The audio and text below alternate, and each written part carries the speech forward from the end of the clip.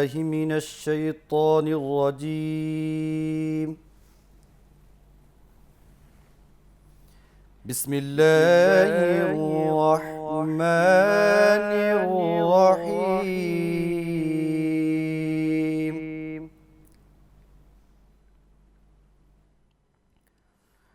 يا أيها الذين آمنوا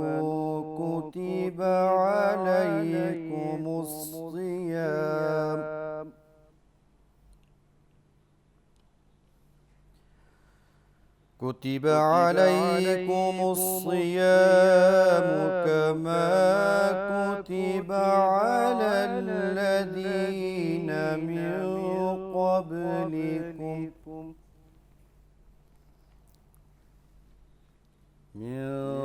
قبلكم لعلكم تتقون.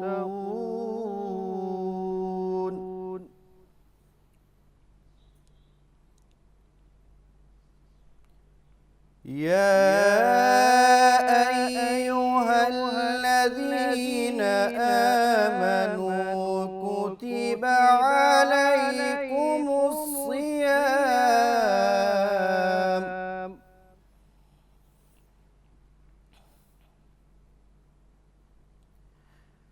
كتب عليكم الصيام كما كتب على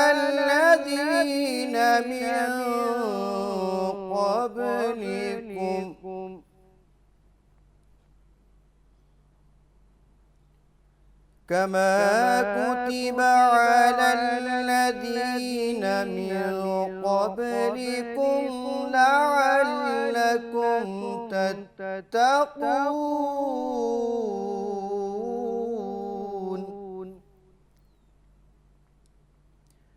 أياما معدودات،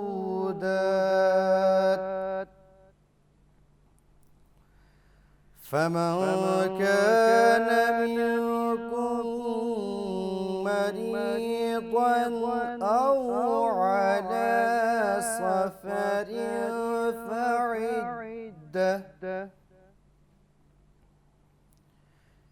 فعدة من أيام أخر. وعلى الذين يطيقونه فدية طعام مسكين،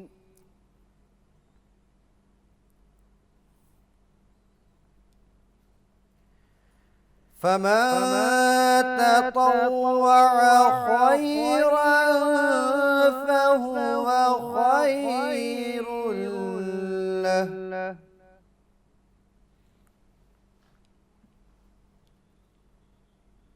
وأن تصوموا خير لكم إن كنتم تعلمون.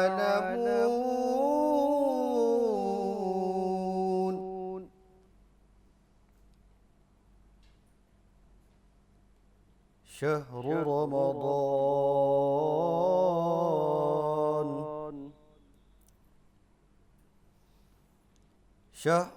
رمضان الذي أنزل فيه القرآن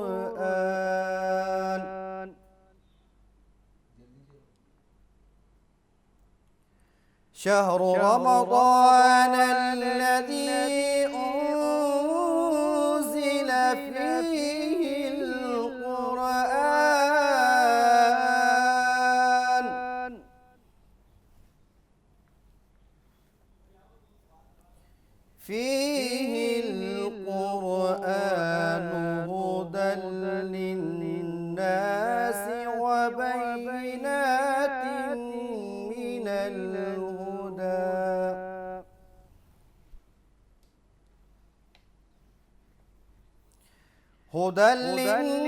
للناس وبينات من الهدى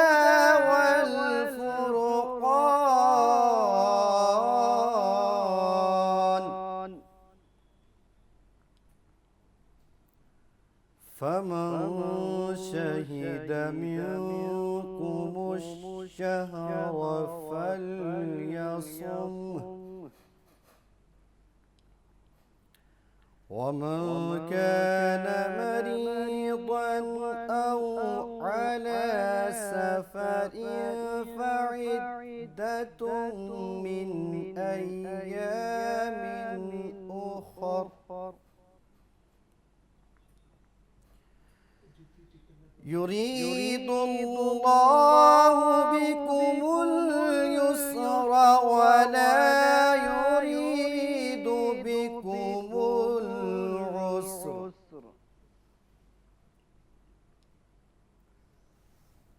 ولتكملوا العدة ولتكبروا الله على ما هداكم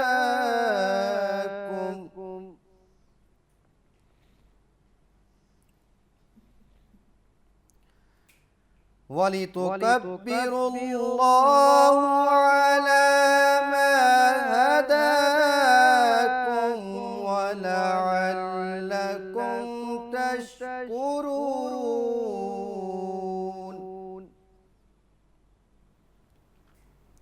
على ما هداكم ولعلكم تشكرون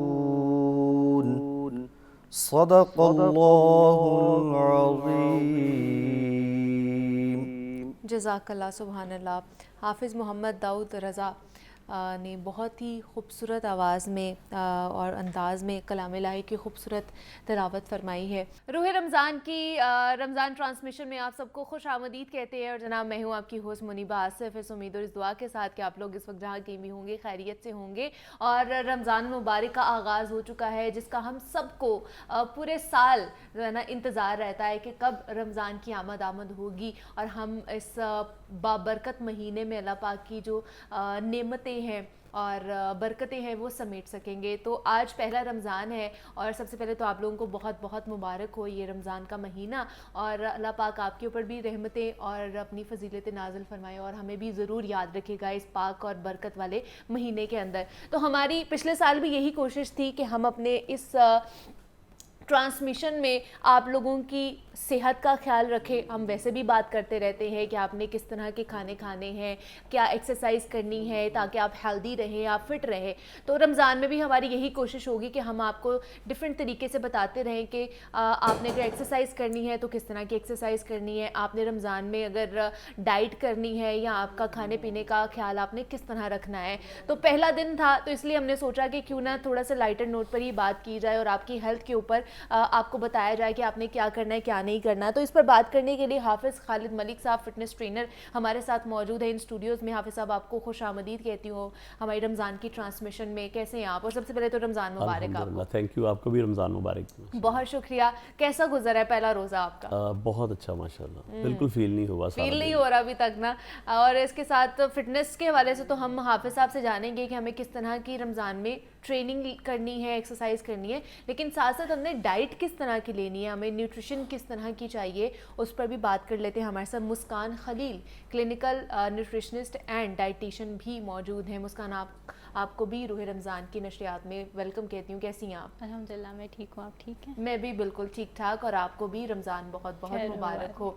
تو آپ کو روزہ تو نہیں لگ رہا؟ نہیں انجوائے کر رہی ہیں آپ بھی, کیونکہ یہ وہ مجھے لگتا ہے کہ مہینہ ہوتا ہے یا دن ہوتے ہیں کہ جس کا ہم سب کو انتظار ہوتا ہے. پورا سال ہم انتظار کرتے ہیں کہ کب رمضان آئے گا. تو سب سے پہلے مجھے بتائیے کہ رمضان کا شروع ہو چکا ہے, آج ہمارا پہلا روزہ ہے. تو مسکان, کس طرح کی ڈائٹ لینی چاہیے؟ ابھی تھوڑی دیر بعد افطاری ہو جائے گی. تو پہلے جو دن ہوتے ہیں نا, پہلا مجھے تو لگتا ہے پہلا عشرہ ہم لوگ بڑے اچھے طریقے سے رمضان کا گزارتے ہیں. دسترخوان پر مختلف قسم کی ڈشز ہوتی ہے, پکوڑے, سموسے, دہی بلے, فروٹ چاٹ, ہر چیز ہمارے جو دسترخوان پہ ہوتی ہے. کیا یہ ساری چیزیں ہمیں کھانی چاہیے, نہیں کھانی چاہیے, کس طرح کی افطاری ہونی چاہیے ہماری؟ افطاری میں آپ کو کوشش کرنی چاہیے کہ آپ ہر چیز کھائیں لیکن پورشن کنٹرول کریں. اچھا. تلی چیزوں سے پرہیز کریں تاکہ وہ آپ کے معدہ بھی خراب کر رہے ہوتے ہیں, تو کوشش کریں کہ تلی چیزوں سے جتنا پرہیز کر سکتے ہیں کریں.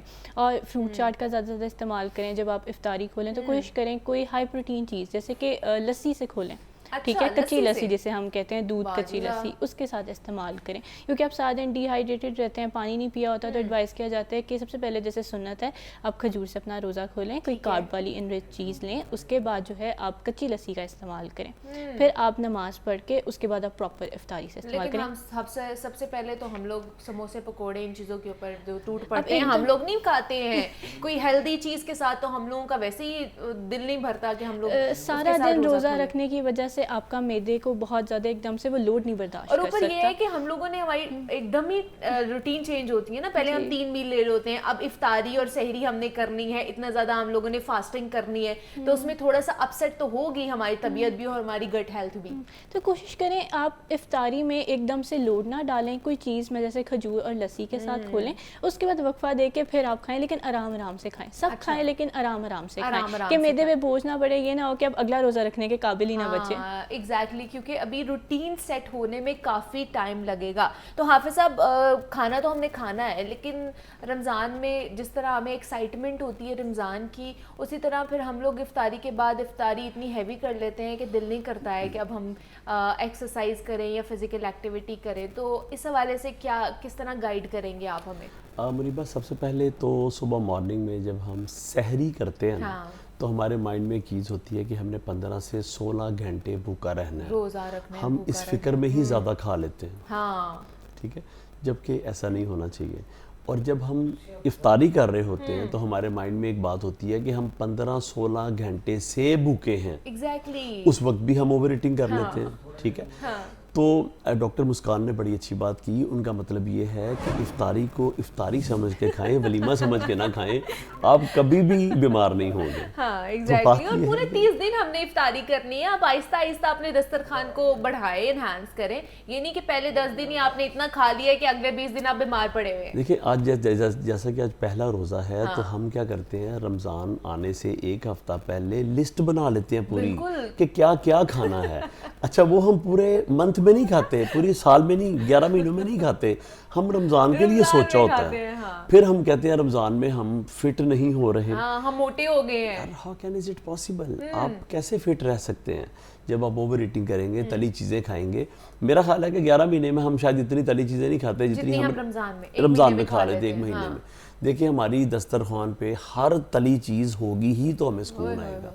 جبکہ سمپل سی افطاری آپ کریں, میرے تو ابھی ہی آنکھوں کے آگے ساری آنے شروع. ماشاءاللہ, آپ کو زیادہ روزہ لگ رہا ہے آج, مجھے لگتا ہے. وہی نا مائنڈ میں ہے نا کہ پچھلے 15-16 گھنٹے سے ہم لوگ بھوکے ہیں, اور ابھی کچھ ہی دیر بعد افطاری ہوگی, اور پھر ہم لوگ جو ہے نا وہ آرام سے افطاری کریں گے. آپ نوٹ کر کے دیکھیں, پہلے ویک میں لوگ زیادہ بیمار ہوتے ہیں. وجہ یہ ہے کہ لوگوں کی روٹین چینج ہوتی ہے, اور لوگ اس روٹین میں خود کو مینٹین نہیں کر پاتے. ایکسرسائز کا موڈ نہیں ہوتا ہے رمضان میں خاص طور پر, اور سمجھ نہیں آتی ہے کہ افطاری سے پہلے ایکسرسائز کی جائے یا افطاری کے بعد ایکسرسائز کی جائے. عام روٹین میں تو آپ بتاتے رہتے ہیں کہ ایمٹی اسٹمک ایکسرسائز کرنی چاہیے, ارلی مارننگ ایکسرسائز کرنی چاہیے, جو بہت اچھا ہے آپ کے لیے. لیکن رمضان میں کیا کریں, ہمت ہی نہیں ہوتی ہے. افطاری سے پہلے ہمت نہیں ہوتی کیونکہ بھوکا پیٹ ہوتا ہے انسان, اور افطاری کر لیتے تو پھر اتنی ہمت نہیں ہوتی ہے کہ پھر دل کرتا ہے کہ بس سو جائے, لمبی تان کے بندہ سو جائے. ویسے تو ایکسرسائز جو ہے پورا سال ہی بہت ضروری ہے, لیکن رمضان میں تو بہت ہی ضروری ہے. اچھا, اس کی وجہ یہ ہے کہ رمضان المبارک میں ہم نہ چاہتے ہوئے بھی زیادہ کھاتے ہیں. تو اس کے لیے جب ساتھ ایکسرسائز رکھیں گے تو تھوڑا اس کا افیکٹ جو ہے اوور ایٹنگ کا کم آئے گا آپ کی باڈی کے اوپر. ٹھیک ہے. اور ایکسرسائز کا سب سے بیسٹ ٹائم ہے, جیسے آپ نے لائٹ سی افطاری کر لی ہے, اوکے, 1 ڈیٹس لے لی ہے, ساتھ 1 کپ دودھ کا لے لیا یا شیک پی لیا فار ایگزامپل, تو آپ نماز پڑھنے کے بعد ایکسرسائز کر سکتے ہیں. اچھا, نماز پڑھنے کے بعد, اور ایکسرسائز کرنے کے بعد پھر آپ اپنا ڈنر کر لیں. ٹھیک ہے. اچھا, اگر ایسا آپ کے شیڈول کے مطابق ایسا پاسبل نہیں ہے تو پھر آپ ایسا کرتے ہیں کہ آپ نے افطاری جیسا کہ کر لی, اور اس کے بعد نماز پڑھ لی, پھر اس کے بعد آپ نے کچھ میل لے لیا. اوکے مطلب ڈنر جو بھی ڈنر آپ لائٹ سا کر لیں, بہت ہیوی نہ کریں, تو آپ 9 سے 10 بجے ٹریننگ کر سکتے ہیں. اچھا ٹھیک ہے, ٹھیک ہے. اور جیسے کہ میل لینے کے 2 گھنٹے بعد آپ ایکسرسائز کر سکتے ہیں. اچھا ٹھیک ہے. اور ایکسرسائز کا سب سے بیسٹ ٹائم یہ ہے کہ تراویحوں سے فری ہو کے جو آپ نے میل کھایا ہوتا ہے وہ تراویح میں ڈائجسٹ ہو جاتا ہے, ہضم ہو جاتا ہے, اور تراویح کے بعد آپ اپنی ایکسرسائز کریں ریگولرلی. اچھا ٹھیک ہے. ابھی جانا چاہوں گی مسکان کے پاس. مسکان, ہمارے کیونکہ بہت زیادہ وہاں پر دسترخوان پر ڈشز موجود ہوتی ہیں, آئلی چیزیں بھی, فرائیڈ آئٹمس بھی وہاں پر موجود ہوتی ہیں, لیکن سب سے پہلے ہم لوگ یہاں تو کوئی شربت پیتے ہیں, یہاں پہ دودھ سوڈے کا استعمال کرتے ہیں سب سے پہلے. جیسے ہی روزہ کھلتا ہے تو کیا دودھ سوڈا ہمیں پینا چاہیے, نہیں پینا چاہیے فوراً سے ہی؟ آپ پی سکتے ہیں, اس کا کوئی مسئلہ نہیں ہے. جیسے میں نے آپ کو کہا کہ آپ کچی لسی کا استعمال کریں. اب بہت ساری ریسرچز کہتی ہیں کہ سوڈے سے کوئی اتنا نقصان نہیں ہوتا, آپ اس کا استعمال کر سکتے ہیں. ریسنٹ ریسرچز ہمیں یہ کہہ رہے ہیں فاسٹنگ اتنی زیادہ, اتنے آورز کی فاسٹنگ کرنے کے بعد جو وہ ایسیڈیٹی بھی تو پروڈیوس کرتا ہے نا تو سوڈا. اب دودھ سوڈے میں اتنا ایسیڈیٹی کا افیکٹ نہیں آ رہا ہوتا, کیونکہ آپ آدھا دودھ اور آدھا سوڈا ڈال رہے ہوتے ہیں, تو اس کا ایسا اتنا افیکٹ نہیں ہوتا. بہتر وہی ہوتا ہے کہ آپ کھجور سے کھولیں, اس کے بعد آپ دودھ سوڈا پی لیں یا کچی لسی پی لیں. دونوں ایک جیسے ہی آ رہے ہوتے ہیں ڈی ہائیڈریشن کو پورا کرنے کے لیے, ایسے اس کا افیکٹ نہیں آ رہا ہوتا. اور دوسرا کہ کس طرح پورشن کنٹرول کرنا چاہیے ہمیں افطاری کے جیسے کہ ہم بات کرتے ہیں فروٹ چاٹ کی پہلے, تو آپ 1 کپ فروٹ چاٹ کھا سکتے ہیں, اس کا کوئی ایشو نہیں ہے. دہی بلے بہت اچھے ہوتے ہیں, پروٹین انرچ ہے, وہ آپ کا پراپر ایک میل ہے, ٹھیک ہے. تو اس کا آپ ایک پورشن ایڈ کر لیں. ایک پورشن میں ہم کہتے ہیں 6 سے 8 چمچے آ جاتے ہیں, ٹیبل اسپون کا اندازہ, نہیں تو چھوٹی کٹوری نہیں ہوتی, اس کو ہم کہتے ہیں کہ وہ کھا لیں, ٹھیک ہے. سینڈوچ کھا رہے ہیں تو سینڈوچ اگر آپ کھا رہے ہیں تو پھر آپ رات کا کھانا نہ کھائیں, کیونکہ وہی آپ کا پراپر آ جائے گا میل کی طرح, ٹھیک ہے. کیونکہ 2 بریڈ ہم کہتے ہیں آپ کی پوری روٹی کے برابر ہے, تو یا تو پھر آپ روٹی کھائیں یا پراپر سینڈوچ کھا لیں, ٹھیک ہے. آپ اس طرح اس کو ایڈجسٹ کر سکتے ہیں, ٹھیک ہے. پکوڑے وغیرہ کی اگر بات کریں تو بیسیکلی کوشش کریں کہ تلی چیزیں نہ لیں, ایئر فرائڈ کریں. اگر آپ کے گھر میں ایئر فرائر نہیں ہے تو آپ کوشش کریں کہ اس کو سینڈوچ میکر جو ہوتا ہے, اس پکوڑے کی فلنگ کو سینڈوچ میکر میں ڈالیں اور اس میں بنا لیں, وہ بالکل ہی ویسے ہی بن جاتا ہے. تو موسٹلی لوگوں کو میں ایڈوائز کر رہی ہوتی ہوں کہ آپ مکس ویجیٹیبلس لے لیں, یا ویجیٹیبل جیسے کہ پالک وغیرہ کا پتا ہوتا ہے, اس کو بیسن کے اندر لے کے اس کا پکوڑا بنائیں, لیکن سینڈوچ میکر کے اندر. وہ آپ کا سینڈوچ پکوڑا بن جائے گا. سینڈوچ پکوڑا بن جائے گا. بیسیکلی اس میں آئل کم یوز ہوگا, وہ ڈیپ فرائڈ نہیں ہوگا, تو ہم کہتے ہیں کیلریز کم ہو جاتی ہیں, اور ایسا نہیں ہے, اس کا نقصان اتنا نہیں ہے. سیکنڈلی میرے پاس میں ایک بات ایڈ کرنا چاہوں گا. جیسے آپ کی بڑی پلیٹ ہے, ہمیں بڑی پلیٹ میں کھانے کی عادت ہے, ہم سب کو ہی, مجھے بھی, مطلب سب کو عادت ہے. تو میرا خیال ہے رمضان میں پورشن اس کو کنٹرول کرنے کے لیے آپ پلیٹ کا سائز چھوٹا کر لیں. اچھا ٹھیک ہے. اگر آپ ٹیبل سپون سے کھا رہی ہیں تو ٹی سپون پہ آ جائیں. اوکے. اگر آپ کی کٹوری جو ہے وہ بڑی والی ہے سالن کی, جس میں آپ اپنا لیتے ہیں, تو اس میں آپ چھوٹی کر لیں, ٹھیک ہے. اور اگر آپ چائے کا مگ بڑا پینے کی عادت ہے تو اس کو چھوٹا کر لیں. یہ بڑا سمپل سی ایک میں آپ کو ایک کلیہ بتا رہا ہوں, جس سے آپ کا پورشن جو ہے وہ کنٹرول ہو سکتا ہے. رمضان ہے, اور واٹر کو کس طرح باڈی کے اندر مینٹین ہم نے رکھنا ہے, کیا ایکسرسائز بھی کر رہے ہیں, ڈی ہائیڈریشن بھی ہو جاتی ہے, آگے زیادہ ہو جائے گی کیونکہ گرمی بھی ہے اور رمضان کے روزے بھی رکھے ہوں گے, تو واٹر کم ہونا شروع ہو جاتا ہے, تو اس کو مینٹین کس طرح کر سکتے ہیں؟ دیکھیے ہمارے پاس پانی پینے کا جو ٹائم ہے نا, وہ صرف افطاری سے لے کر سحری تک کا ہے. بالکل. اچھا, اس دورانیے میں ہر 1 گھنٹے بعد آپ 1 گلاس پانی کا پیتے رہے. اچھا, اس دورانی میں آپ نے سونا بھی ہے ڈیفینیٹلی. اچھا, جتنے اور آپ نے سونا ہے وہ بیچ میں سے نکال دیں. باقی جو 6 گھنٹے بچتے ہیں آپ کے پاس, اس میں کم سے کم 6 گلاس تو پانی آپ ایزیلی پی سکتے ہیں آرام سے. بہت زیادہ پانی گلاس بھر بھر کے نہ پئیں, تاکہ وہ بھی آپ کے اسٹمک کے لیے نقصان دہ ہے. تو آپ اس میں یہ کر سکتے ہیں کہ آدھا گلاس پانی کا پی لیا, 30 منٹ بعد پھر آدھا گلاس پانی کا پی لیا. تو باڈی کا واٹر جو ہے اس کو مینٹین رکھنا بہت ضروری ہے. باڈی اگر ڈی ہائیڈریٹ خدا نہ خواستہ ہو گئی تو روزے کی حالت میں آپ کو روزہ بھی توڑنا پڑ سکتا ہے. تو اس کے لیے ضروری ہے کہ جان بچانا اولین فرض ہے, روزہ بعد میں ہے, پہلے جان بچانی ہے. تو آپ پانی کو اس طرح مینٹین کر سکتے ہیں. پہلی بات ہے کہ آپ اپنے ڈاکٹر سے کنسلٹ کر لیں کہ آپ کی ایسی حالت ہے, آپ کو کرونک ڈیزیز تو نہیں ہے کہ آپ روزہ رکھ سکتے ہیں کہ نہیں رکھ سکتے. اچھا مریبا, ویسے سب کو پتہ ہوتا ہے کہ میں روزہ رکھ سکتا ہوں کہ نہیں رکھ سکتا, کیونکہ دیکھیں جو پیشنٹ ہے نا, ان کو تو ڈاکٹر سیدھا ہی کہہ دیتے ہیں, پرسکرائب کر دیتے ہیں, پرسکرپشن میں لکھ بھی دیتے ہیں کہ آپ لوگوں نے روزے نہیں رکھنے. اچھا, میں سمجھتا ہوں کہ ہم پھر بھی ایک ضد لگا لیتے ہیں کہ نہیں, ہم نے عبادت کرنی ہے, ہم نے روزہ رکھنا ہے, تو خدا نہ خواستہ روزہ رکھ کر جو ہم نے نقصان کرنا ہے. تو اللہ تعالیٰ کا بھی حکم یہ ہے کہ پہلے آپ اپنی جان بچائیں, پہلے خود کو دیکھیں, روزہ بعد میں ہے.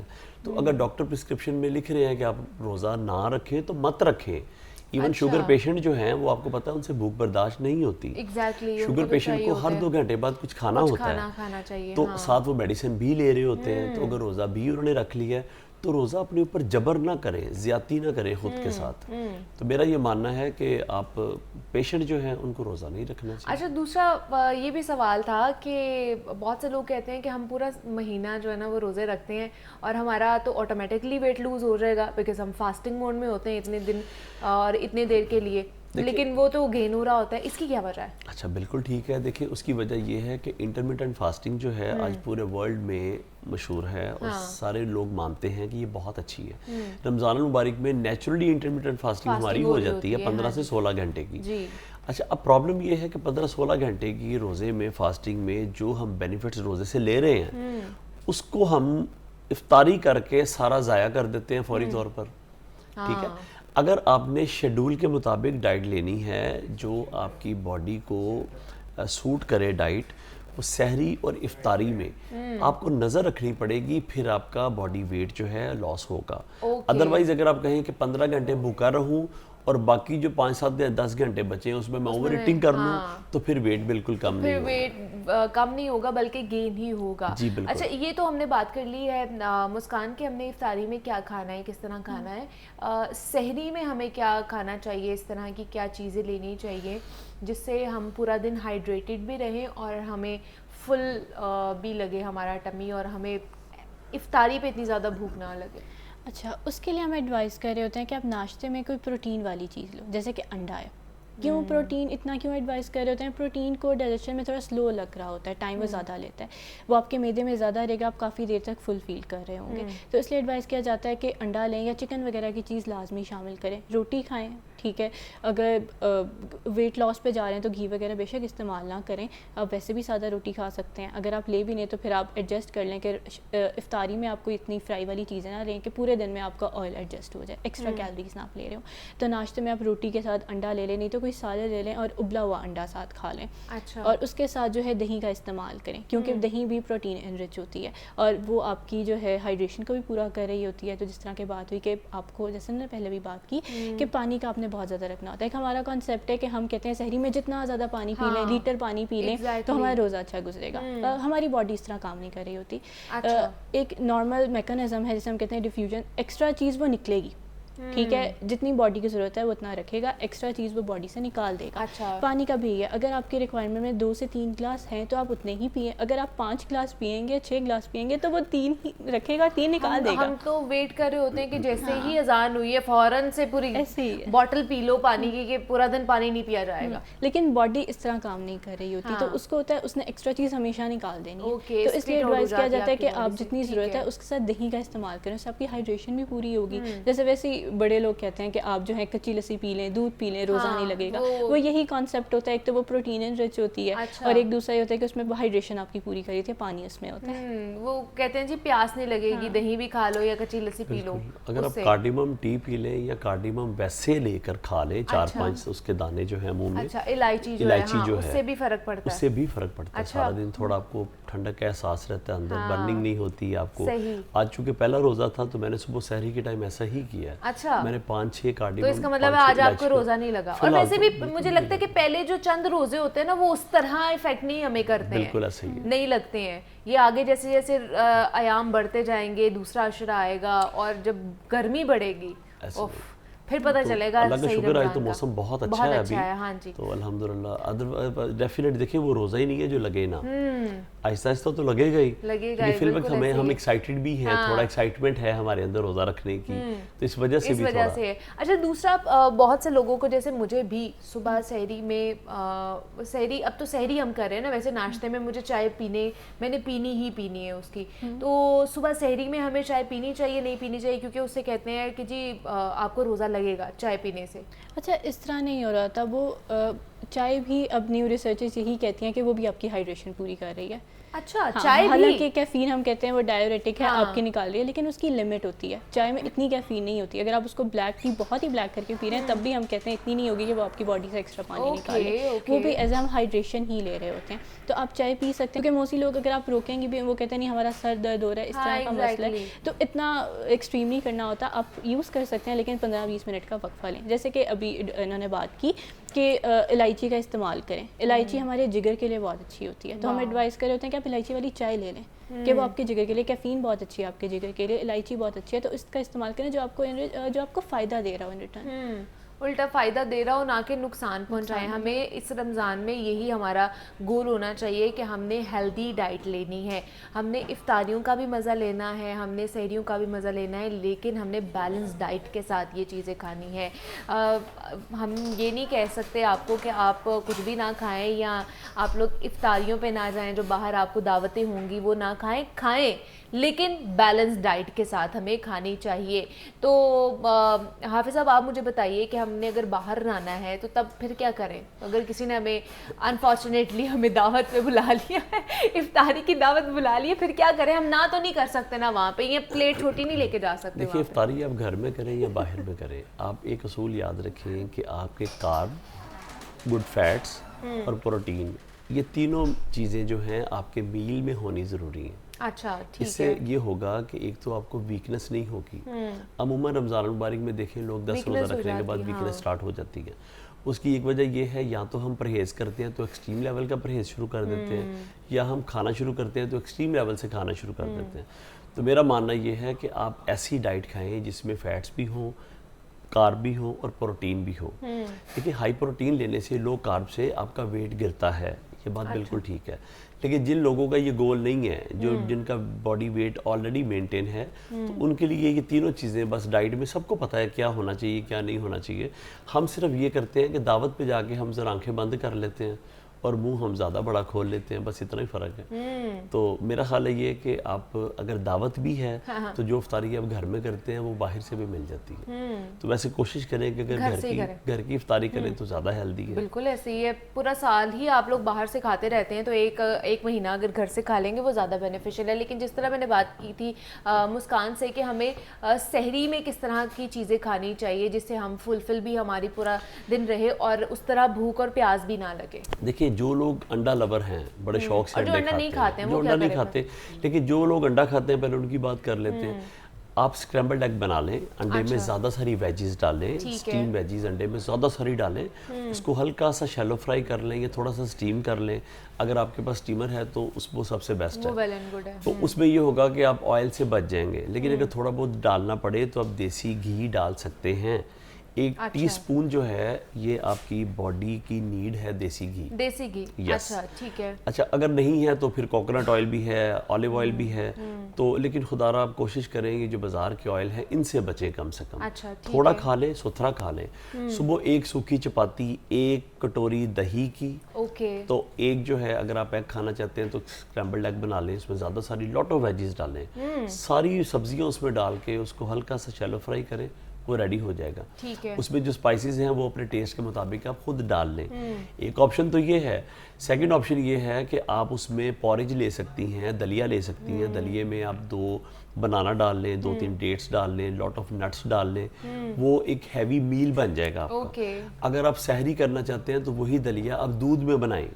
اچھا ٹھیک ہے. اگر آپ ویٹ لاس کرنا چاہتے ہیں تو وہی دلیا پانی میں لے لیں آپ. ٹھیک ہے. صرف اس میں یہ ہے کہ شوگر ایڈ نہ کریں آپ. ٹھیک ہے. اگر دودھ میں بھی بنا رہے ہیں پھر بھی نہ ایڈ آن کریں, پھر بھی شوگر ایڈ نہ کریں آپ. ٹھیک ہے. اگر بہت زیادہ آپ کا ٹیسٹ ڈیولپ نہیں ہے تو پھر آپ تھوڑا سا ہنی اس میں ایڈ کر سکتے ہیں. ویسے ڈیٹس آلریڈی اس میں 3 to 5 موجود ہیں, تو وہ آپ کو فلفل کرنے کے لیے یہ میل کافی ہے. تو اس کے ساتھ آپ کارڈیمم ٹی پی سکتے ہیں, دودھ کا 1 کپ پی سکتے ہیں. اگر دودھ بھی پینا ہے تو اس میں بھی الائچیاں آپ ڈال سکتے ہیں. بڑا تو یہ ایک سمپل اور ہیلدی آپ کی جو افطاری ہے. دیکھیں باڈی کی نیوٹریشن پوری ہونی بھی بہت ضروری ہے. اگر ہم آپ کا سارا کچھ ہی بند کر دیں گے تو روزہ کیسے چلے گا؟ روزہ کیسے چلے گا؟ پھر تو آپ بیمار ہو جائیں گے نا، پھر اس کا تو فائدہ نہیں ہے. تو اس لیے ہیلدی ڈائٹ ہمارا یہ مقصد بھی یہی ہے، ٹرانسمیشن کرنے کا، اپنے گیسٹ کو بلانے کا، تاکہ آپ کا جو یہ رمضان ہے یہ بہت اچھا گزرے، ہیلدی گزرے. تو ہمارے ساتھ حافظ خالد ملک صاحب موجود تھے، فٹنس ٹرینر ہے. حافظ صاحب بہت شکریہ کہ آپ نے وقت نکالا اور آج آپ یہاں پر آئے. اور مسکان خلیل نے بھی ہمیں جوائن کیا تھا. مسکان آپ کا بھی بے حد شکریہ. اور یہاں پر ایک چھوٹی سی بریک لیتے ہیں، لیکن بریک پر جانے سے پہلے ایک نعت ہے، وہ آپ ملاحظہ فرمائیے. آپ سا دونوں جہاں میں نظر آیا ہی نہیں، آپ سا دونوں جہاں میں نظر آیا ہی نہیں، کیونکہ اللہ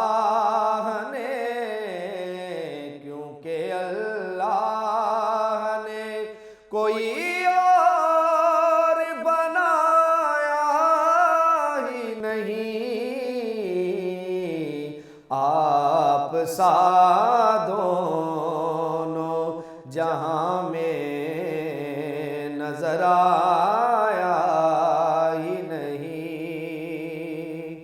آپ نے جب سے نوازا ہے یا رسول اللہ،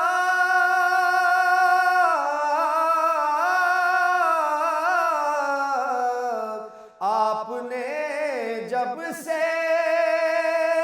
نوازا ہے یا رسول اللہ، میں نے دامن کسی چوکھٹ پہ بچھایا ہی نہیں، کیونکہ اللہ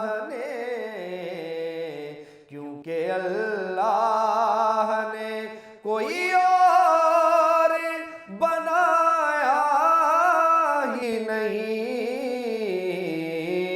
آپ سا دونوں جہاں میں نظر آیا ہی نہیں. جب کہا قبر میں سرکار نے کہ یہ میرا ہے،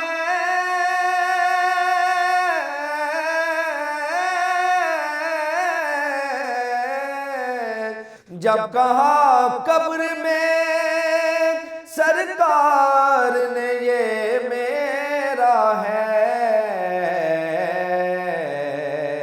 پھر فرشتوں نے مجھے ہاتھ لگایا ہی نہیں، جس نے سرکار کے چہرے کی زیارت کر لی،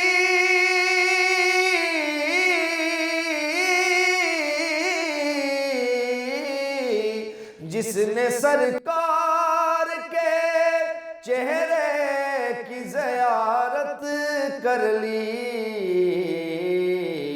پھر اس کی نظروں میں کوئی اور سمایا ہی نہیں، کیونکہ اللہ نے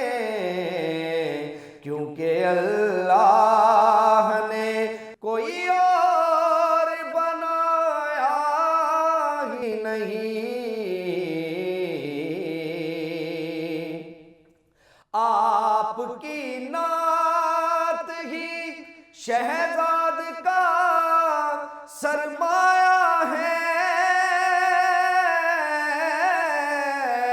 آپ کی نعت ہی شہزاد کا سرمایہ ہے،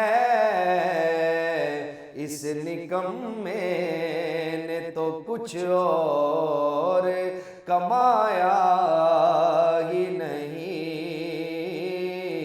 آپ سا دونوں جہاں میں نظر آیا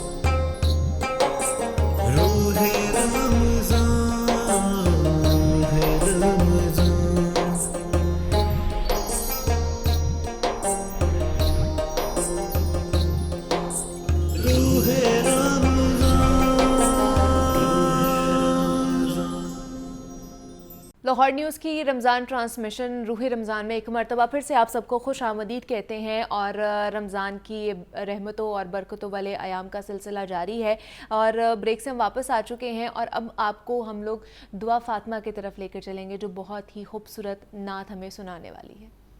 بے کس پہ کرم کیجئے سرکار مدینہ، بے کس پہ کرم کیجئے، گردش میں ہے تقدیر بھور میں ہے سفینہ، بے کس پہ کرم کیجئے، چھائی ہے مصیبت کی گھٹا گیسو والے، گیسو والے، للہ میری ڈوبتی کشتی کو بچا لے، طوفان کے آثار ہیں، دشوار ہے جینا، بے کس پہ کرم کیجئے، ہے وقت مدد آئیے بگڑی کو بنانے، بگڑی کو بنانے، پوشیدہ نہیں آپ سے کچھ دل کے فسانے، زخموں سے بھرا ہے کسی مجبور کا سینہ، بے کس پہ کرم کیجئے سرکار مدینہ، بے کس پہ کرم کیجئے۔ نعت آپ لوگوں نے سنی ہے، بہت ہی خوبصورت نعت دعا فاطمہ نے ہمیں سنائی، رسول مقبول۔ اور اب آگے بڑھتے ہیں کیونکہ رمضان کریم کا یہ بابرکت اور سعادتوں والا مہینہ شروع ہو چکا ہے، اس میں ہمیں خوب عبادتیں کرنی چاہیے، اللہ پاک کو جتنا یاد کر سکتے ہیں ہمیں کرنا چاہیے، اور آپ کے ساتھ ساتھ اس کا حصہ ہم بھی بنیں گے، ہم بھی اپنی اس نشریات میں کچھ نہ کچھ اپنا حصہ ضرور ڈالتے رہیں گے۔ انبیاء کرام علیہ السلام کی مبارک زندگی کے کچھ حصے بھی آپ کے ساتھ شیئر کریں گے۔ پچھلے سال بھی رمضان کی جو ہماری ٹرانسمیشن تھی اس میں ہم نے کچھ حصہ حضور پاک صلی اللہ علیہ وسلم کی زندگی کے حوالے سے یا باقی ہمارے جتنے بھی انبیاء کرام تھے ان کی زندگی کے حوالے سے ہم نے شروع کیا تھا، اور آپ کو بتایا بھی تھا، ایک قصص الاسلام کہہ سکتے ہیں، قصص الانبیاء کے نام سے یہ کہہ لے کہ سیگمنٹ ہم لوگوں نے آپ لوگوں کے لیے ترتیب دیا ہے۔ تو آج سے اس کا آغاز ہم دوبارہ سے کرنے جا رہے ہیں کہ اللہ تعالیٰ نے بنی نوع انسان کی رہنمائی کے لیے کم و بیش 1,24,000 انبیاء کو مابعوث فرمایا تھا، اور انبیاء کرام کی بعثت کا سلسلہ حضرت آدم علیہ السلام سے شروع ہوا، اور اس مبارک سلسلے کا جو اختتام تھا وہ حضرت محمد صلی اللہ علیہ وآلہ وسلم کی ذات اقدس پر ہوا کہ آپ صلی اللہ علیہ وآلہ وسلم خاتم النبیین ہیں، اور قرآن کریم میں متعدد انبیاء کرام کے اسماء گرامی مذکور بھی ہیں، اور جبکہ بعض انبیاء کرام کے نام احادیث مبارکہ میں بھی ہمیں ملتے ہیں، اور ان برگزیدہ ہستیوں نے ایک طرف لوگوں کو اللہ تعالیٰ کے پیغام سے روشناس کروایا تھا، تو دوسری طرف خود کو نمونے کے طور پر پیش کیا تاکہ ان کی پیروی سے دنیا اور آخرت میں کامیابی حاصل کی جا سکے۔ تو جناب کہا جاتا ہے کہ آسمان دنیا کی گہما گہمی کسی بڑی خبر کی نوید سنا رہی تھی، اور جوں جوں وقت گزرتا جا رہا تھا تسبیح و تحلیل میں مصروف فرشتوں کے تجسس اور بے چینی میں اضافہ ہوتا جا رہا تھا۔ نظریں بیت المعمور پر تھیں اور کان اللہ کی پکار کے منتظر تھے۔ بالآخر انتظار کی گھڑیاں ختم ہوئی اور رب ذوالجلال کا حکم فضا میں بلند ہوا۔ اللہ تعالیٰ فرماتے ہیں کہ میں زمین پر اپنا نائب بنانے والا ہوں۔ فرشتے اس فیصلے پر حیران بھی تھے اور متجبب بھی تھے۔ ان کا خیال تھا کہ جنات کی طرح یہ بھی زمین پر لڑائی جھگڑا اور فساد کریں گے، تو چنانچہ انہوں نے اس فیصلے کی حکمت معلوم کرنے کے لیے عرض کیا، اور وہ بھی ڈرتے ڈرتے عرض کیا کہ اے ہمارے رب، ایسے شخص کو کیوں پیدا کرتا ہے جو زمین میں فساد کرے اور خون بہائے، اور ہم تیری تسبیح، حمد اور پاکیزگی بیان کرنے والے ہیں۔ تو اللہ تعالیٰ نے فرمایا کہ جو میں جانتا ہوں تم نہیں جانتے۔ اللہ تعالیٰ نے حضرت جبرائیل کو حکم دیا کہ جاؤ کرۂ ارض سے مٹی لے کر آؤ۔ حضرت ابو موسیٰ اشعری سے روایت ہے کہ نبی کریم صلی اللہ علیہ وآلہ وسلم ارشاد فرماتے ہیں کہ اللہ تعالیٰ نے حضرت آدم کو ایک مٹھی خاک سے پیدا فرمایا، اور یہ مٹی تمام روئے زمین سے حاصل کی گئی تھی، مطلب کہ اس کرۂ ارض سے جگہ جگہ سے اس مٹی کو لے کر جایا گیا تھا، اور یہی وجہ ہے کہ حضرت آدم کی جو نسل ہے اس میں مختلف رنگ و زبان کے لوگ پائے جاتے ہیں۔ اس کے بعد فرمایا ہی جاتا ہے کہ حضرت ابو ہریرہ سے روایت ہے کہ حضور اکرم صلی اللہ علیہ وآلہ وسلم نے فرمایا کہ جب اللہ نے آدم علیہ السلام کو پیدا فرمایا اور ان میں روح پھونکی تو ان کو چھینک آئی، جس پر انہوں نے الحمدللہ کہا۔ یوں سب سے پہلے ان کے منہ سے اللہ کی حمد نکلی، پھر اللہ نے برحمکا ربکا فرمایا۔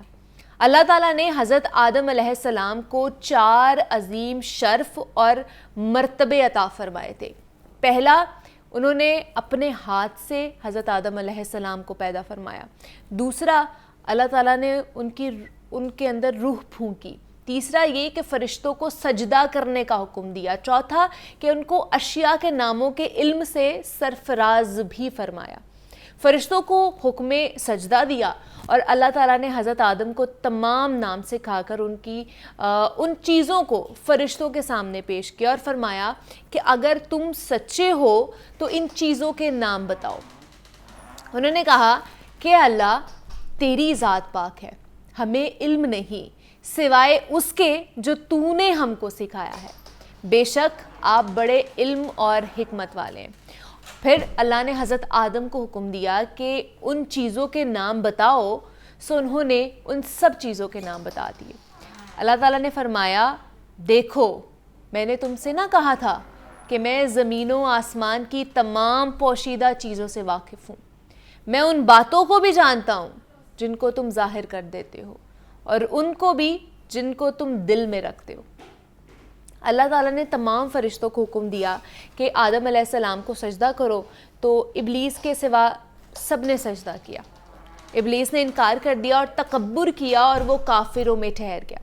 اللہ تعالیٰ نے ابلیس سے پوچھا کہ جب میں نے تجھ کو حکم دیا تھا تو کس چیز نے تجھ کو سجدے سے باز رکھا؟ ابلیس نے کہا کہ میں اس سے افضل ہوں، تو نے مجھے آگ سے پیدا کیا اور اسے خاک سے۔ اللہ نے فرمایا، تو بہشت سے اتر جا، تجھے حق نہیں کہ تو یہاں رہ کر غرور کرے، پس نکل جا، بے شک تو ذلیلوں میں سے ہے۔ اس نے کہا، مجھے اس دن تک مہلت عطا فرمائیے جس دن قیامت آئے گی۔ اللہ تعالیٰ نے شیطان کو مہلت عطا فرما دی، اور اس نے کہا کہ اب میں تیرے بندوں کو قیامت تک بہکاؤں گا، آگے سے، پیچھے سے، دائیں سے، بائیں سے، اور جہاں تک ہو سکتا میں انہیں بہکانے کی کوشش کروں گا۔ تو اس پہ اللہ تعالیٰ نے کیا خوب فرمایا کہ جو لوگ تیری پیروی کریں گے میں تجھ سمیت ان سب سے جہنم بھر دوں گا۔ تو کیونکہ یہ رمضان المبارک کا برکتوں والا، رحمتوں والا یہ مہینہ شروع ہو چکا ہے، تو جس طرح میں نے پہلے بھی بات کی ہے کہ ہمیں جتنی عبادتیں کرنی چاہیے اور جتنی سمیٹ سکتے ہیں ہم اللہ کی رحمتیں، اللہ کی قربتیں، اللہ کی محبت، جتنی سمیٹ سکتے ہیں ہم اس مہینے میں سمیٹنے کی ہمیں کوشش کرنی چاہیے، اور ہم بھی اپنے اس پروگرام کے تحت بھی کوشش کریں گے کہ کچھ نہ کچھ ہم اپنا بھی کنٹریبیوشن ضرور اس کے اندر حصہ ڈالیں۔ اور آج کا یہ قصص الاسلام کا جس میں ہم نے حضرت آدم علیہ السلام کے حوالے سے بات کی کہ کس طرح اللہ پاک نے ایک انسان کی تخلیق کی، کس بنا پر تخلیق کی، کہ اللہ پاک کے پاس تو فرشتے موجود تھے اس کی تسبیح کرنے کے لیے, اس کی حمد و ثناء کرنے کے لیے, پھر کیوں اللہ تعالیٰ کو یہ ضرورت پیش آئی کہ وہ آدم علیہ السلام کی, ایک انسان کی جو ہے وہ تخلیق کرے؟ اس کے اوپر ہم نے آج بات بھی کرنی ہے کہ اس کا مقصد کیا تھا, آدم علیہ السلام کا اس کرۂ ارضی پر آنے کا, اس زمین پر بھیجنے کا ان کا پیغام کیا تھا, انہوں نے کس طرح اس پیغام کو آگے پہنچایا, اس پر بھی بات کریں گے. اور لیکن ابھی آگے بڑھیں گے اور ایک اور نعت ہے جو ہم نے آپ کو سنانی ہے, تو آئیے وہ سن لیتے ہیں. حضور میری تو ساری بہار آپ سے ہے,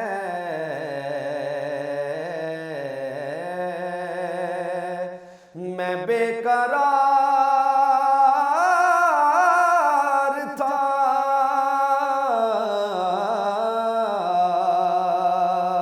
میرا قرار آپ سے ہے,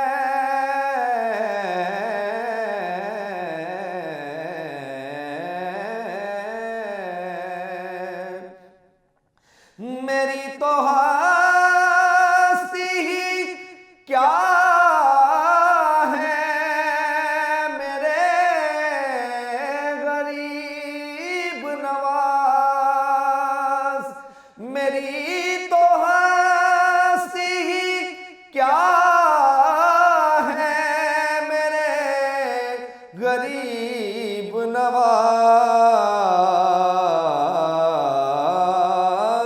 جو مل رہا ہے مجھے سارا پیار آپ سے ہے,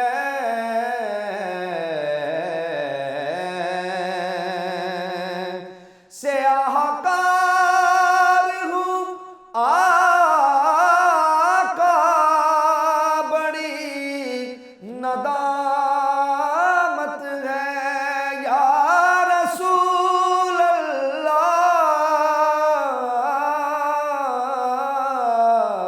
یا حبیب اللہ, سیاہ کار ہوں آقا, بڑی ندامت ہے, قسم خدا کی یہ میرا وقار آپ سے ہے, محبتوں کا صلہ سے کون دیتا ہے, سنہری جالیوں میں یار غار آپ سے ہے, کہاں وہ عرض مدینہ, کہاں میری ہستی, یہ حاضری کا شرف بار بار آپ سے ہے, حضور آپ کی یادوں میں اشک رحمت ہے, یہ آنکھ میری ضیا اشک بار آپ سے ہے, میں بے قرار تھا, میرا قرار آپ سے ہے, حضور میری تو ساری بہار آپ سے ہے.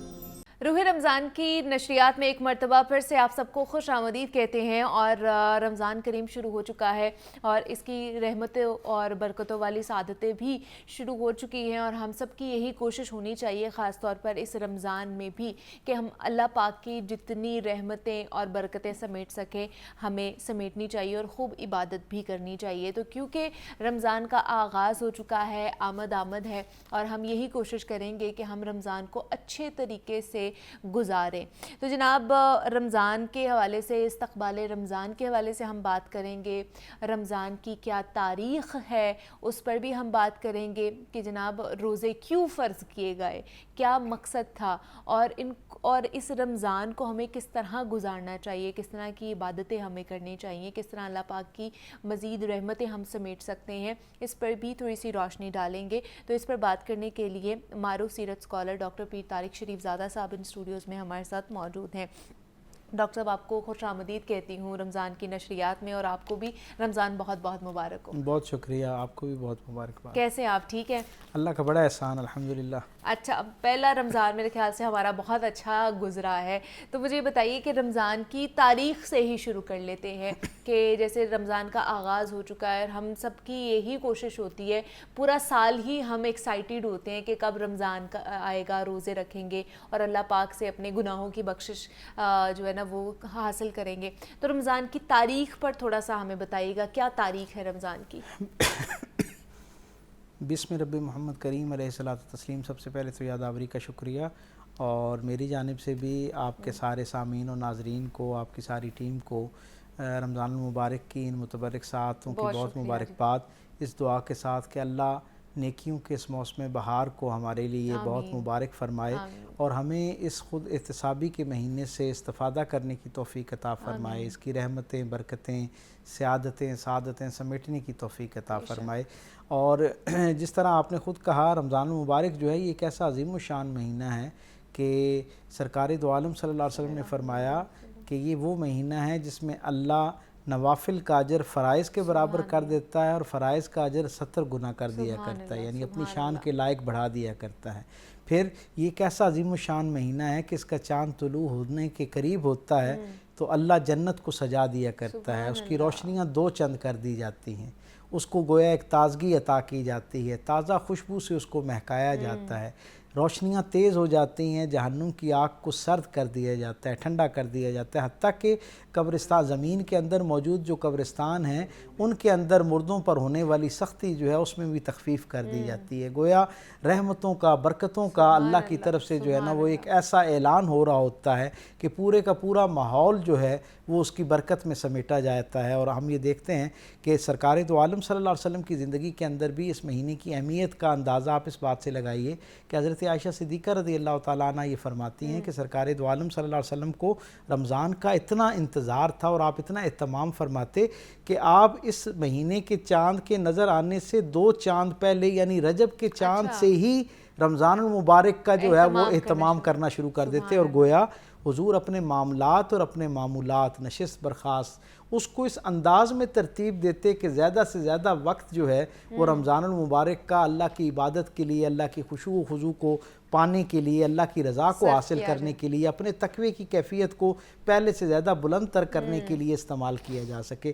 تو سرکار دو عالم کی پوری زندگی سے بھی ہم تک یہ پیغام پہنچتا ہے کہ رمضان جو ہے یہ حقیقت میں ایک ایسی اپرچونٹی ہے سال کے بعد، گویا یہ ایک ایسی خوبصورت مشق کا ماحول پیدا کرتا ہے ہمارے گرد و پیش میں کہ جو حقیقت میں ہمیں ایسی زندگی کی طرف لے جاتا ہے، ایسی عادات کو ہماری زندگی میں داخل کرنے کا ذریعہ اور وسیلہ بنتا ہے جو حقیقت میں اللہ کی قربت کا ذریعہ بن جاتی ہیں۔ اور یہ جو اللہ کی قربت ہے نا، یہ اللہ کے قریب ہونے کا احساس، اسی کو ہی صوفیاء نے تقویٰ قرار دیا ہے۔ آپ دیکھیں نا کہ جس آیت کریمہ کے اندر قرآن حکیم میں اللہ رب العزت نے ان روزوں کی فرضیت کے بارے میں بات کی نا، اس میں 3 بنیادی باتیں کی ہیں۔ پہلے تو اللہ نے اہل ایمان کو مخاطب کر کے یہ کہا کہ تم پر روزے فرض کیے گئے، پھر یہ بتایا کہ یہ صرف تم پر فرض نہیں ہے، یہ کوئی نئی بات نہیں ہے، یہ کوئی انہونا کام نہیں، کوئی انہونی مشقت نہیں ہے، بلکہ تم سے پہلے کے لوگوں پر بھی یہ جو ہے وہ فرض کیے گئے تھے۔ پھر تیسری بات، یہ کیوں فرض کیے گئے؟ یہ اس لیے فرض کیے گئے کہ لعلکم تتقون، تاکہ تم صاحب تقویٰ ہو سکو۔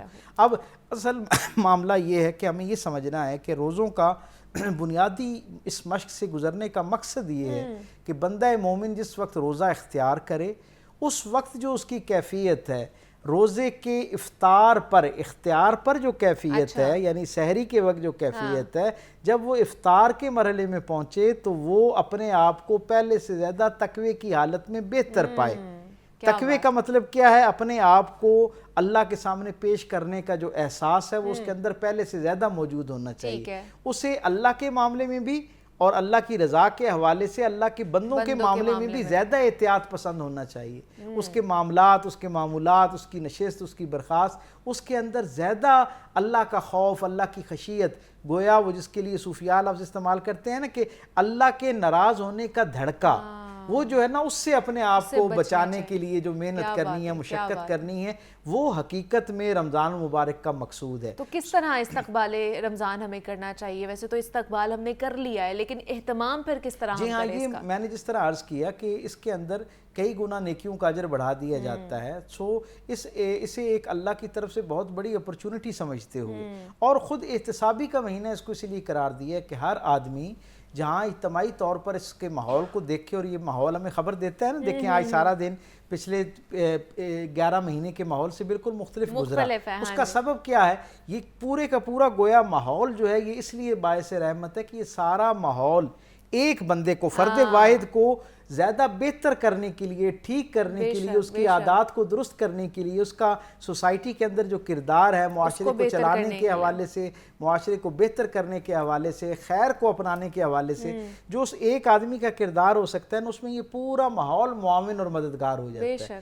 ہم نے اصل میں اسے خود احتسابی کا مہینہ سمجھتے ہوئے اپنے آپ کو اس بات کے لیے تیار کرنا ہے کہ جہاں یہ آپ یہ دیکھیں نا کہ جب ایک آدمی رمضان المبارک کے اندر ایک خاص وقت سے لے کے خاص وقت تک آپ یہ دیکھتے ہیں کہ اس کے لیے کیا ہو جاتا ہے، اللہ کی طرف سے وہ آسانی آ جاتی ہے کہ وہ حلال چیزوں سے بھی اپنا ہاتھ روک لیتا ہے. تو گویا یہ پیغام ہے کہ میں جب اللہ کی رضا کے لیے حلال چیزوں سے ہاتھ روک سکتا ہوں تو جن چیزوں سے اللہ نے اعلانیہ منع کر رکھا ہے، حکمن منع کر رکھا ہے، اس کے لیے میں نے اپنے آپ کو کیوں نہیں تیار کرنا کہ میں ان سے اپنے آپ کو بچا سکوں. آگے بڑھیں گے اور ایک اور نعت ہے جو ہم نے آپ کو سنانی ہے، تو آئیے وہ سن لیتے ہیں. اے سبز گنبد والے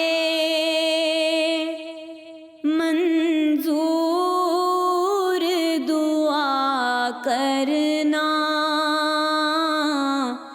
جب وقت نزا آئے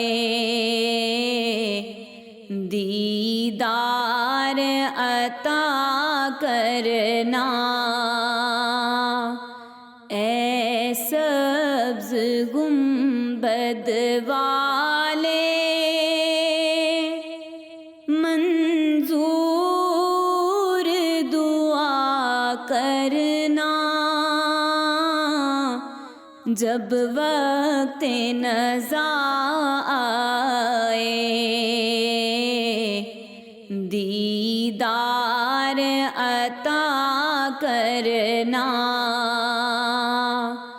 اے نور خدا کر آنکھوں میں سما جانا، یا در پہ بلا لینا، یا خواب میں آ جانا، یا در پہ بلا لینا، یا خواب میں آ جانا. اے پردہ نشیں دل کے پردے میں رہا کرنا، جب وقت نزا آئے دیدار عطا کرنا. میں قبر اندھیری میں گھبراؤں گی جب تنہا امداد میری کرنے آ جانا میرے آقا امداد میری کرنے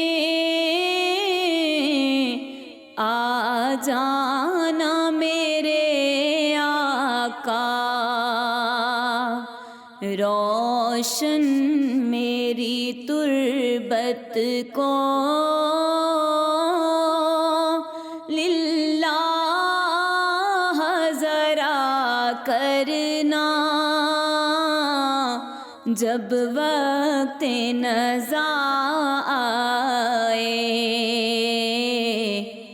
دیدار عطا کرنا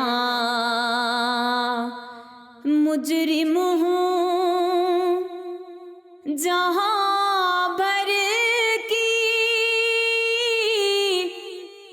محشر میں بھرم رکھنا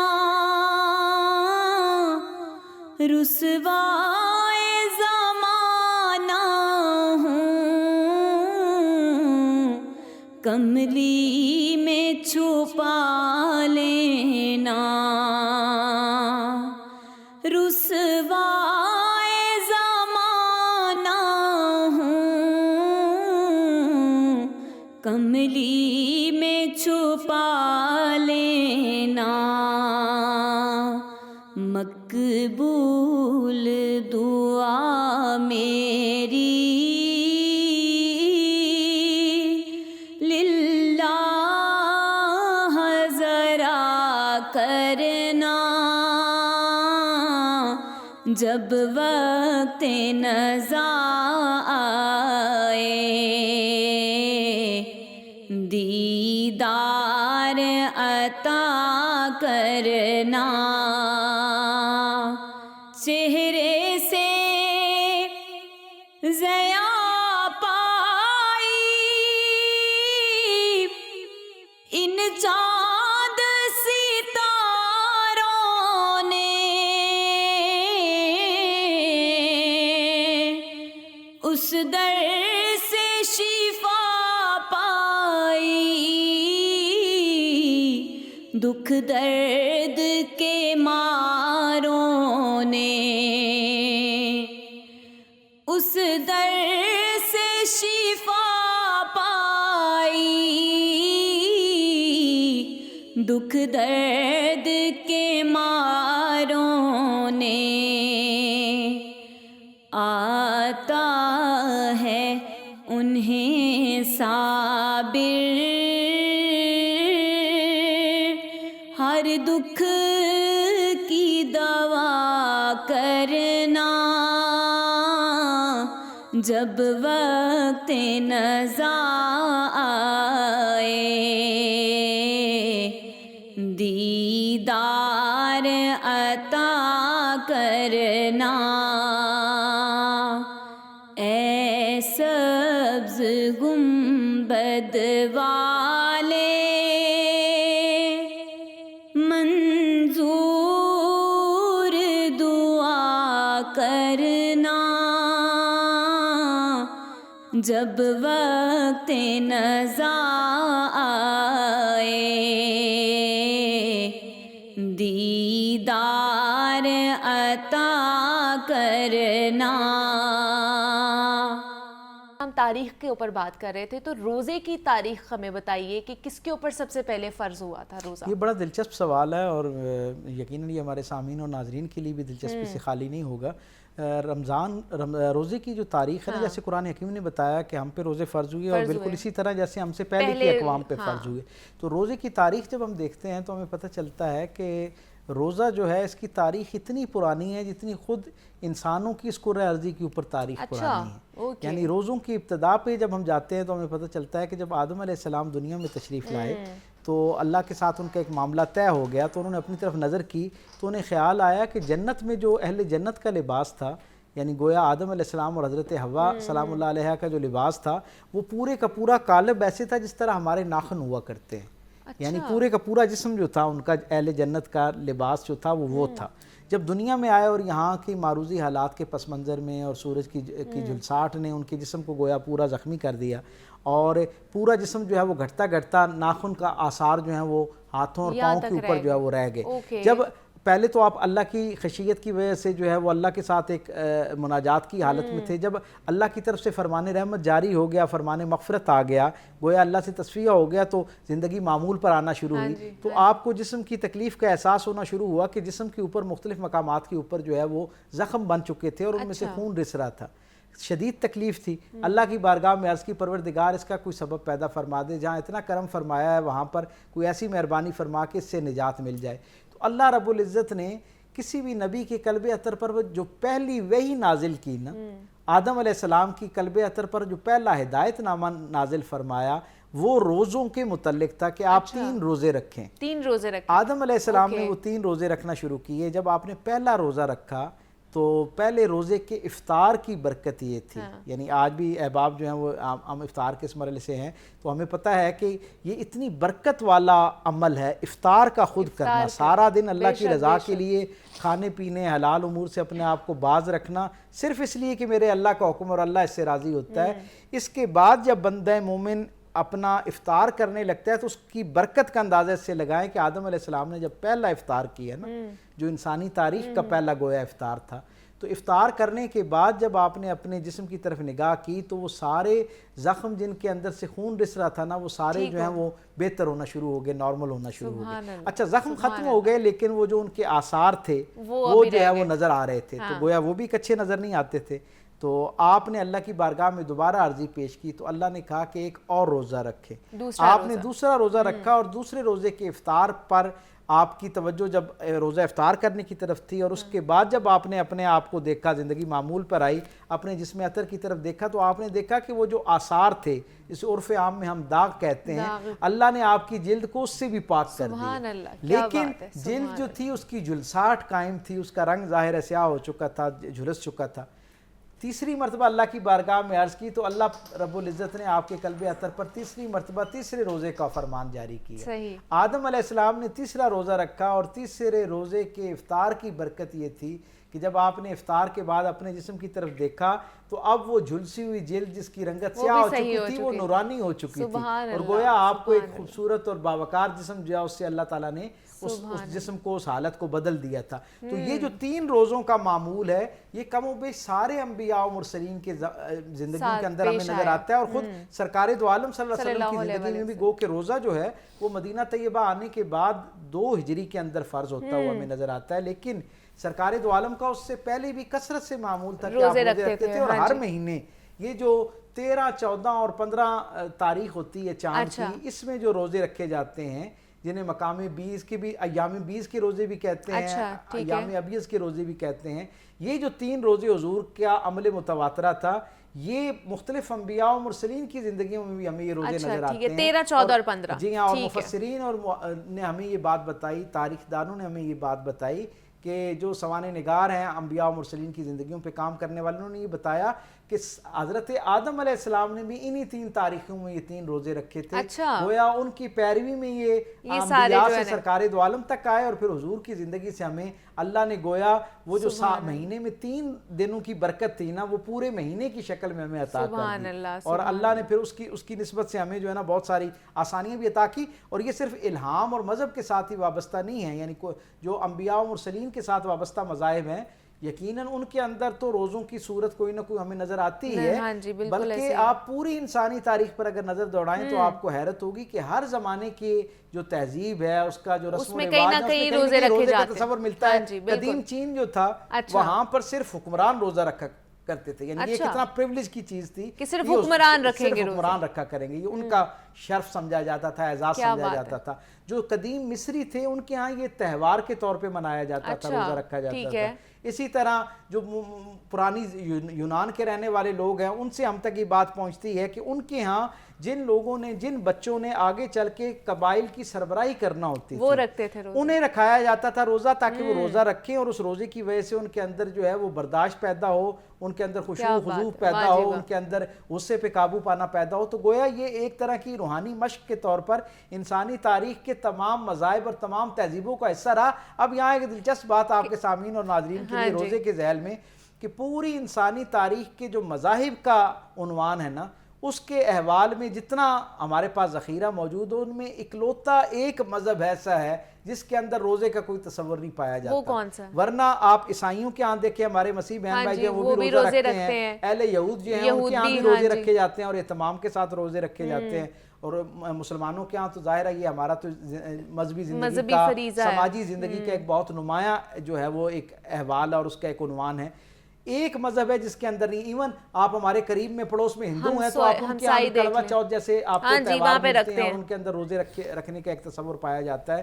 صرف ایک مذہب ایسا ہے جس کے اندر یہ تصور نہیں پایا جاتا اور وہ ہے سکھ مذہب جو ہے. سکھ مذہب میں نہیں رکھتے ہیں، ان کے ہاں روزے کا اس طرح کوئی تصور پایا نہیں جاتا. حالانکہ ان کے ہاں چپ کا روزہ اور خاموشی اختیار کرنا اور یہ ساری چیزیں ہیں، لیکن براہ راست کھانے پینے سے اپنے آپ کو جو باز رکھنا ہے وہ نہیں ہے. مطلب آج ہمیں یہ بڑی انفارمیٹیو جو ہے نا انفارمیشن ملی ہے کہ روزے کی تاریخ کیا ہے، کب سے شروع ہوا، کیسے فرض کیا گیا حضرت آدم پہ انہوں نے 3 دن کا روزہ رکھا اور یہ کیسے آگے جو ہے نا اس کی پروینس کرتی گئی ہے. اس میں ایک اور بڑی اہم بات اسی نسبت سے تاریخی ذیل کے اندر جتنے سرکار دو عالم سے پہلے تک کے مذاہب تھے نا ان کے اندر روزہ لگ بھگ 24 گھنٹے کا ہوا کرتا تھا. یعنی اگر آج ایک شخص نے روزہ رکھا ہے ہاں اگر وہ اس وقت مثلا افطار مغرب کے وقت افطار ہوتا تھا سورج کی غروب ہونے پہ، آپ نے سورج غروب ہونے پہ آپ نے کچھ کھا لی ہے، اس کے بعد جب آپ سوئے ہیں جس وقت آپ نے سونا ہے آپ کا دوسرا روزہ شروع ہو جانا ہے. یعنی سونے کے بعد آپ دوبارہ کھا پی نہیں سکتے تھے.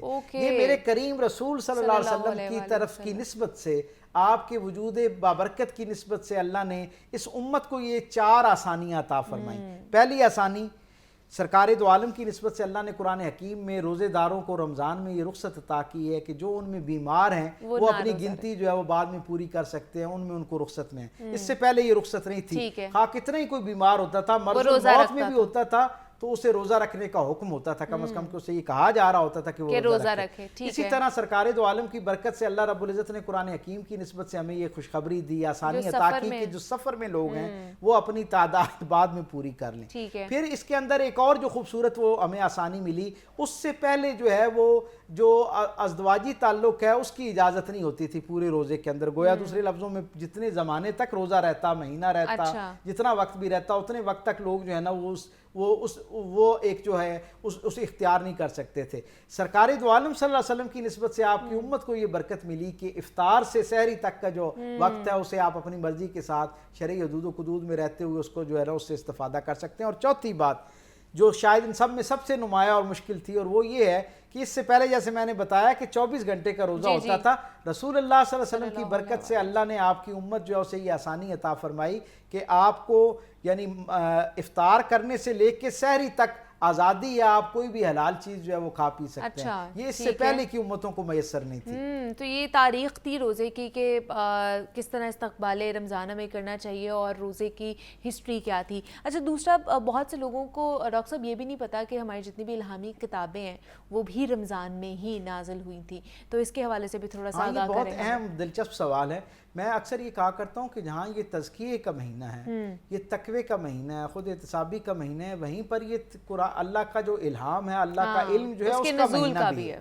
آپ یہ دیکھیں کہ جتنا بھی الہام کی شکل میں روشنی اور ہدایت نامہ اللہ کی طرف سے بندوں کی طرف منتقل ہوا نا وہ سارے کا سارا رمضان المبارک میں ہوا.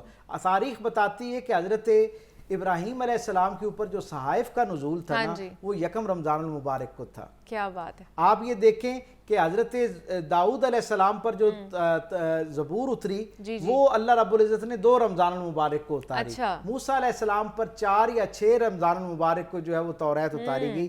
جناب مسیح علیہ السلام حضرت عیسیٰ علیہ السلام کے اوپر انجیل مقدس جو تھی اسے اللہ رب العزت نے 12 یا ایک روایت کے مطابق 18 رمضان المبارک کو نازل کیا. اور خود قرآن حکیم اپنے بارے میں گواہی دیتا ہے کہ شہر رمضان الذی انزل فیہ القرآن، کہ قرآن حکیم جو اللہ کا آخری حتمی لافانی کلام ہے، پیغام ہے، اسے بھی اللہ نے نزول کے حوالے سے جب زمانے کا انتخاب کیا تو یہ عزت رمضان المبارک کے نصیب کے اندر ہی ہے کہ اللہ نے اس مہینے کے اندر قرآن حکیم کو حضور کے قلب اطہر پر نازل کہ فرمایا. جتنی بھی الہامی کتابیں تھیں وہ رمضان کریم میں ہی ان کا نزول فرمایا گیا. تو ڈاکٹر صاحب بہت شکریہ آپ کے وقت کا، اور آج کا دن ہمارا بڑا اچھا گزرا، پہلا رمضان تھا، اور اسی طرح یہ نشریات کا آغاز ہم آگے بڑھاتے رہیں گے. ڈاکٹر پیر طارق شریف زادہ صاحب ہمارے ساتھ موجود ہیں. ڈاکٹر صاحب آپ کا بے حد شکریہ کہ آپ یہاں پر آئے، اور اسی نوٹ پر ہمیں اجازت دیجیے، کل آپ سے دوبارہ ملاقات ہوگی. تب تک کے لیے اللہ حافظ.